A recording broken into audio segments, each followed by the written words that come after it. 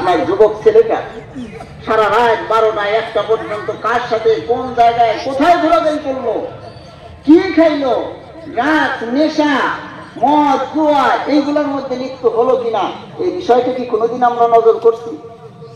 আমরা কি কয়ে দিছি যে ছেলে সারাদিন যেখানেই থাকো এশার নামাজের পরে যেন বাইরে না থাকো, আমার নজরে থাকো?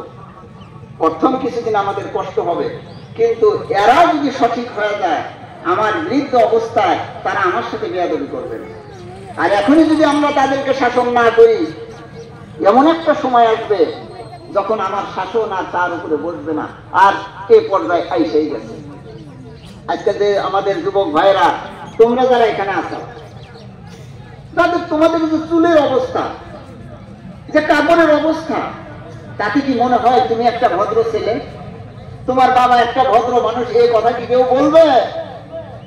আপনি যত ভদ্রই হন, যত ভালোই হন, আপনার ছেলের পোশাকে, আপনার ছেলের ব্যবহারে, আপনার ছেলের